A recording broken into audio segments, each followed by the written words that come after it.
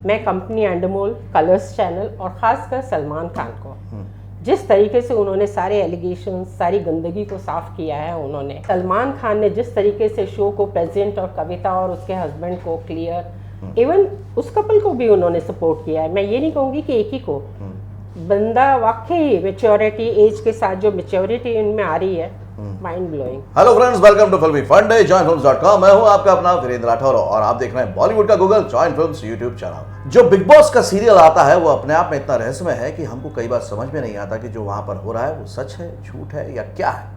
और उसके बाद सोशल मीडिया की एक ऐसी फौज लग जाती है जो आपके मन मस्तिष्क पर छा जाती है और वो अपना एक मकसद और मतलब पूरा करने लग जाती है और आप फिर और कंफ्यूज हो जाते हैं कि क्या हो रहा है। और ऐसे में बिग बॉस के घर के अंदर जो है वो अपने घर वालों से बात नहीं कर सकते और उनके घर वाले हैं वो वहीं घर में बैठे हुए हैं, वो उनसे नहीं मिल सकते।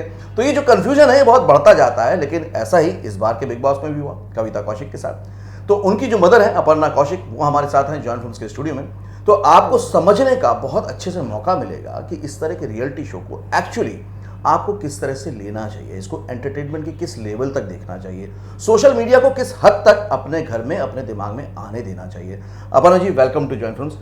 ये जो पूरा हुआ बिग बॉस का, पहले तो मुझे बताइए जब सिलेक्शन हुआ था कविता का, तब वो जब गई थी तो कितनी एक्साइटेड थी और क्या सोच के गई थी? हाँ, इसमें मैं ये कह सकती हूँ वो ज़्यादा एक्साइटेड नहीं थी। मेरी गलती थी, मैंने भेजा था उसको कि लॉकडाउन का टाइम है, घर में बैठे हुए हो, यहाँ भी घर में सब वर्कर्स नहीं आ रहे, खुद ही काम कर रहे हो, वहाँ फ्रेंड्स के साथ हो जाना। और ये इसका ख़त्म होने का कोई टाइम ही नहीं हो रहा था कि कब जाके ये खत्म होगा।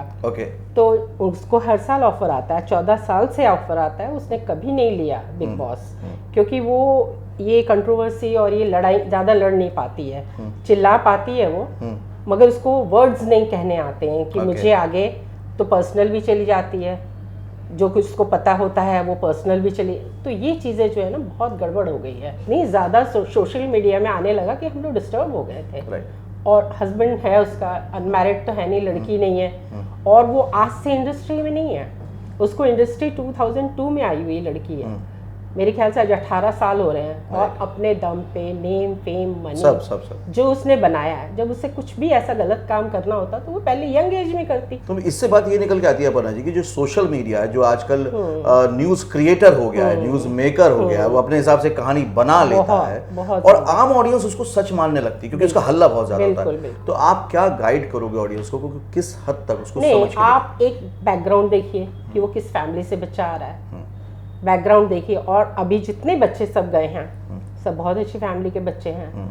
हम लोग अगर उन पे ऐसे एलिगेशंस लगाएंगे तो उनके मतलब एक फैमिली लाइफ, एक मैरिड लाइफ में भी असर पड़ता है, बहुत सारी चीज़ों में पड़ता है। और हम लोगों को भी पड़ता है क्योंकि हम इतने एडवांस या इतने मॉडर्न नहीं है कि इन बातों को हम डाइजेस्ट कर लें जो आज चल रहा है। राइट। तो इसका मतलब ये है कि सोशल मीडिया पे जो भी न्यूज़ आप देखते हैं उसको आंख बंद करके मत मान लीजिए, आप उसकी तह में जाने की कोशिश कीजिए, कम से कम उसको बैलेंस समझने की कोशिश कीजिए। अच्छा, ये भी समझा जाता है कि जो बिग बॉस है वो चलता ही इसलिए है कि उसमें कंट्रोवर्सी होती है, उसमें लड़ाइयाँ होती हैं। लेकिन जब बिग बॉस की टीम ने इसको टैकल किया तो वो किस तरह से किया और क्या? बहुत अच्छे से किया। मैं उनको थैंक्स करने आई हूँ। मैं कंपनी एंडमोल, कलर्स चैनल और ख़ासकर सलमान खान को जिस तरीके से उन्होंने सारे एलिगेशन, सारी गंदगी को साफ किया है, उन्होंने दोनों बच्चों, दोनों मतलब हस्बैंड वाइफ, कविता के भी और रुबीना के भी, दोनों को समझा दिया है ऐसा कुछ नहीं है। नहीं तो उनकी भी फैमिली लाइफ में प्रॉब्लम आती है। और वो बच्चे भी इतने अच्छे हैं, वो तो अंदर हैं,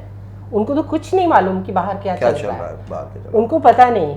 और फेस हम लोग ये सब कर रहे हैं कि बाहर क्या चल रहा है, हम इफेक्ट हो रहे थे, मगर इस शो को बाद वो लोग भी इफेक्ट हुए हैं, उनके पेरेंट्स भी हो रहे थे डेफिनेटली। राइट। ऐसा नहीं है कि उनके पेरेंट्स परेशान नहीं थे, वो भी परेशान थे। तो इन चीज़ों को एटलीस्ट उन्होंने क्लियर किया और सलमान ने, I am thanks to him कि उन्होंने बहुत अच्छे से इस चीज़ को टैकल किया। तो इस बात से आपको ये समझना चाहिए, आप में से भी बहुत सारे लोग ना बिग बॉस में जाना चाहते हैं। देखिए, बिग बॉस में जाना है तो दूधारी तलवार है, आपको कुछ लड़ाइयाँ भी झेलनी पड़ेगी, कुछ टेंशन्स भी होंगी और उसका असर आपके घर पे, परिवार भी पड़ेगा। तो उसके लिए तैयार होके जाइए, इसको एक गेम की तरह लीजिए, इसमें पर्सनल होने की कोई भी ज़रूरत नहीं है। और आगे से प्लीज़ सोशल मीडिया से थोड़ा सा सोशल डिस्टेंस बना के रखिए, तो आपके लिए, आपकी सेहत के लिए, आपकी मानसिक सेहत के लिए बहुत अच्छा होगा। जो लोग भी जाते हैं इस तरह के शोज़ में, कुछ ना कुछ तो सीख के आते हैं। आपने क्या सीखा इस इंसिडेंट से, और आपको क्या लगता है कविता ने क्या सीखा होगा? कविता ने तो बहुत सीखा है। कविता एक बहुत ही प्रोटेक्टिव चाइल्ड रही है घर में। अकेली बच्ची है, पुलिस अफसर की बेटी है, फादर उनके एसपी वो थे, तो एक बहुत प्रोटेक्शन उसमें रही हुई लड़की है। और उसने सीखा है कि वाकई मुझे दुनिया की हवा नहीं लगी थी।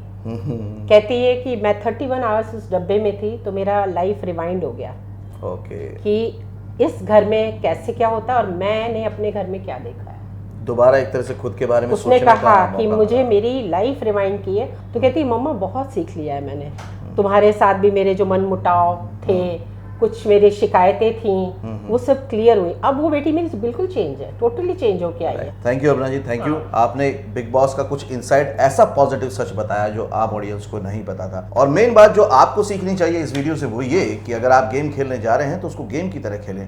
और अगर कोई लड़ाई छोटी मोटी हो गई है तो आप याद करिए बचपन में जब आपने गेम खेले थे तो क्या लड़ाई नहीं हुई थी? क्या वो लड़ाई परमानेंट थी? क्या वो लड़ाई पर्सनल थी? बिल्कुल नहीं। कोई भी खेल होगा और 4 लोग होंगे तो उसमें थोड़ी सी नोकझोंक हो ही सकती है, उसको वहीं तक रखिए, सीमित, कभी भी पर्सनली मत होइए। अगले वीडियो में फिर से मिलेंगे, तब तक देखते रहिए, सीखते रहिए, जमे रहिए। All the very best.